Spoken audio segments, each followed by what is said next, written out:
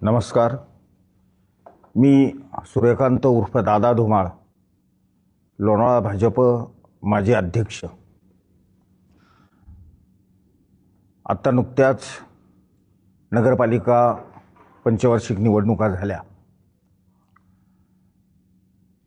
आणि आमचे 18 उमेदवार आणि नगराध्यक्षाचा एक उमेदवार असे एकूण 19 उमेदवार निवडणुकीला सामोरे गेले. मात्र दुर्दैवानं 4 नगरसेवक आमचे निवडून आले. हीच परिस्थिती 2016ला आमच्या विचारांचे 9 नगरसेवक, 1 नगराध्यक्षा आणि 2 अपक्ष उमेदवार आमच्या विचारांचे निवडून आलेले होते. 2025ला जी निवडणूक झाली त्याच्यामध्ये आमच्या मनाला लागलेली सर्वात मोठी गोष्ट म्हणजे 5 पेक्षा जास्त उमेदवारांचं आमचं ह्या लोणावळा शहरामध्ये डिपॉझिट गेलं. मात्र कुणीही त्याच्यावर बोलायला तयार नाही, त्याचं समालोचन करायला तयार नाही किंवा जबाबदारी स्वीकारायलाही तयार नाही आहेत. एवढा मोठा पराभवाला सामोरे जात असताना ज्येष्ठांनी आणि मंडळाच्या अध्यक्षांनी नैतिक दृष्टीनं ती जबाबदारी स्वीकारली पाहिजे, ही परंपरा आहे, आमच्याकडे प्रथा आहे. मात्र तसं कोणती हालचाल दिसत नाही. अशीच गोष्ट 2011ला एकदा आमच्याकडे घडलेली होती. त्यावेळेस असाच पराभवाला आम्ही सामोरे गेलेलो असताना आत्ता आम्ही जे सर्वसमोर बसलेलो आहोत किंवा त्या व्यतिरिक्त ज्यांच्या हातात आता सूत्र होती अशी सर्व मंडळी ही 2011च्या निवडणुकीला सामोरी गेली. तिथेही आमचा दारुण पराभव झाला होता.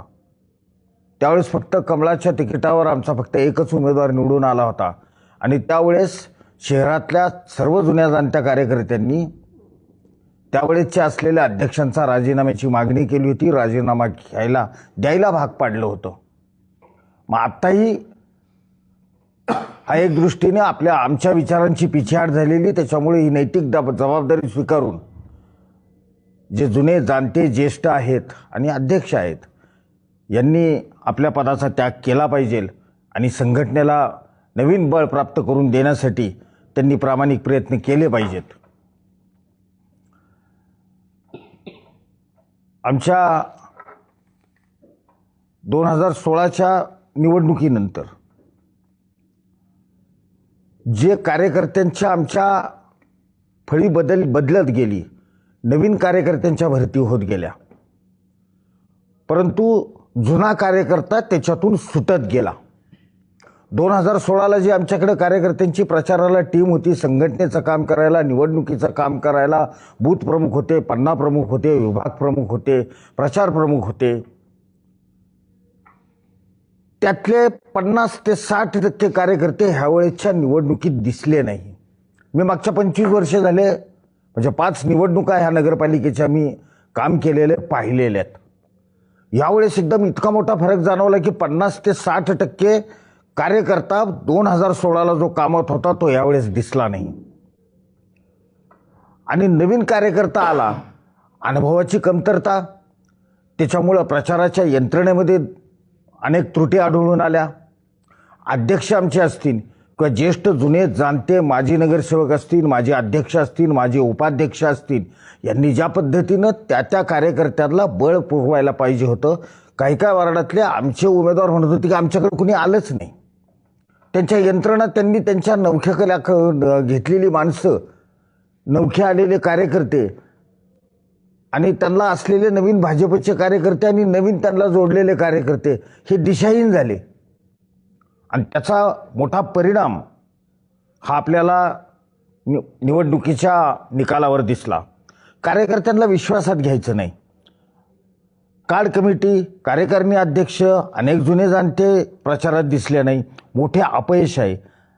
ही जबाबदारी स्वीकारून अध्यक्षांनी आणि जुन्या जाणत्यांनी त्याच्यावर आपली नैतिक जबाबदारी स्वीकारून आपापल्या पदाचे राजीनामे दिले पाहिजेत आणि नवीन कार्यकारिणी तयार करण्याच्या दृष्टीने जिल्हाध्यक्ष असतील किंवा वरिष्ठ असतील यांना ते सांगितलं पाहिजे. अन्यथा मावळामध्ये ह्यावेळेस झालेल्या तिन्ही निवडणुका, तळेगाव नगर परिषद असेल, वडगाव पंचायत असेल किंवा लोणावळा असेल, याच्यामध्ये मागच्या वेळेसच्या भाजपची ताकद आणि यावेळेसच्या भाजपची ताकदीमध्ये कमालीचा फरक दिसतोय. आणि त्याचं जर कठोर आत्मपरीक्षण करून आम्ही काही कारवाई करणार नसन किंवा आम्ही त्याच्यातून धडा शिकून काही बदल करून घेणार नसन आपल्यामध्ये, तर येणाऱ्या जिल्हा परिषद पंचायत समितीवर, त्याचे कार्यकर्त्यांवर आणि प्रचारावर आणि यशावर हे विघातक परिणाम झालेले आपल्याला दिसतील. आणि त्याचसाठी आम्हाला तीच काळजी आहे. संघटना कमकुवत होऊन चालणार नाही. आपण आत्ताच्या ह्या निवडणुकीच्या प्रचार यंत्रणेमध्ये आणि निकालामध्ये एकूण विचारधारेमध्ये जो पडलेला फरक आहे त्याचा मोठा परिणाम झाला.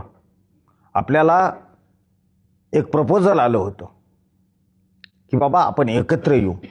तळेगावमध्ये एकत्र आलो आम्ही आणि मग लोणावळ्यात आम्हाला एकत्र यायला काय झालं होतं, त्याच्यामध्ये काय अशी कोणती अडचण आली की आमच्या कार्यकर्त्यांना फार मोठा फटका सहन करावा लागला. आमचा कार्यकर्ता नाउमेद झाला. कार्यकर्ता नाउमेद झाला की संघटनेकडे दुर्लक्ष करतो आणि संघटना कमकुवत होती. संघटनेचा विचार करतात आमच्या वरिष्ठांनी ह्या गोष्टीचा निर्णय त्यावेळेस घेणं आवश्यक होतं. तो त्यांनी घेतला नाही. त्याचा मोठा फटका हा लोणावळा भारतीय जनता पार्टीला बसला. इथला कार्यकर्ता खचला. इथल्या कार्यकर्त्यांनी 91च्या निवडणुकीनंतर मग बाळमामा असतील, भरत शेठ असतील, सुभाष शेठ असतील आणि त्याच्यानंतरचे सर्वच आम्ही या सर्वांनी मोठ्या कष्टाने उभा केलेलं संघटन केवळ कोणाच्या तरी अविचारानं जर धुळीस मिळत असन तर संघटना म्हणून आम्हाला काळजी करायची गरज आहे. आम्ही कोणत्या पक्षाच्या जवळ गेलो नाही, जाणार नाही. आम्ही भारतीय जनता पार्टीचे कार्यकर्ते म्हणूनच राहणार आहोत आणि म्हणून हे दुःख जास्त आहे आम्हाला. काही लोक आमच्यातली गेली असतील कुठे, त्यांनी विजयही मिळवलाय, परंतु आमचा जो स्थिरस्थावर झालेला कार्यकर्ता, मूळ विचारांचा स्रोत असलेला कार्यकर्ता मात्र खचून चालणार नाही. पक्षावर त्याचा गंभीर आणि विपरीत परिणाम होईल. याच करता मी आज या बाईटच्या माध्यमातून आपणाला सर्वांना, कार्यकर्त्यांना, श्रेष्ठींना, सर्व कार्यकारिणीला आणि भारतीय जनता पार्टीवर प्रेम करणाऱ्या कार्यकर्त्याला आणि भारतीय जनता पार्टीच्या मतदाराला हे कळवू इच्छितो की नैतिक जबाबदारी स्वीकारून ह्यांनी आपल्या जबाबदारीतून मुक्त व्हावं. नवीन जबाबदाऱ्या येतील त्यापासून पुनश्च हरिओम म्हणून पक्ष संघटनेचं काम करावं, संघटना मजबूत करावी. सर्व देशामध्ये भारतीय जनता पार्टी वाढती आणि लोणावळ्यात कमी होती, मावळात कमी होते. मावळ हा पुणे जिल्ह्यातला किंवा पश्चिम महाराष्ट्रातला मूळ आहे. मावळाची जनसंघापासूनची सत्ता 1952 नंतरच्या जनसंघाच्या स्थापनेनंतर अटलजींनी स्वतःहून इथं पक्षाची स्थापना केलेली आहे. आम्हाला ते दुःख जास्त आहे. मूळ स्रोत आमचा कमी होत चालला आहे, त्याची ताकद कमी होत चाललेली आहे. ती होऊन द्यायची नाही आम्हाला. आम्ही 71ची निवडणूक जिंकल्यानंतर 74-75ला फटका बसला. त्यानंतर पुन्हा मावळ आम्ही भारतीय जनता पार्टी, जनसंघ, जनता पार्टी म्हणून बांधित आम्हाला त्याकरता 20 वर्ष लागली पुन्हा सत्ता मिळवण्याकरता. आणि मिळवलेली सत्ता आम्ही 20 वर्ष टिकवली होती. 25 वर्ष सलगपणे 5 आमदार आमचे झाले होते. आत्ता पक्षाचा बळ कमी होतं आहे आणि संघटनेचा कार्यकर्ता कुचकामी होत चालला आहे. हे बरोबर नाही. त्याकरता नैतिक जबाबदारी स्वीकारून नवीन कार्यकर्त्यांना, जुन्यांमधले ज्येष्ठ आहेत, जाणते आहेत, त्यांना बरोबर घेऊन नवीन कार्यकर्त्यांना संधी देऊन पुन्हा पक्ष बळकटीला आणावा. पुन्हा पक्षाला पूर्वीचे सुवर्णकालाचे दिवस आणावेत. याकरता मी आपणा सर्वांना या बाईटच्या निमित्ताने हात जोडून विनंती करतो की पक्षाला वाचवा, पक्षांचे विचार वाचवा. जय भीम, जय महाराष्ट्र.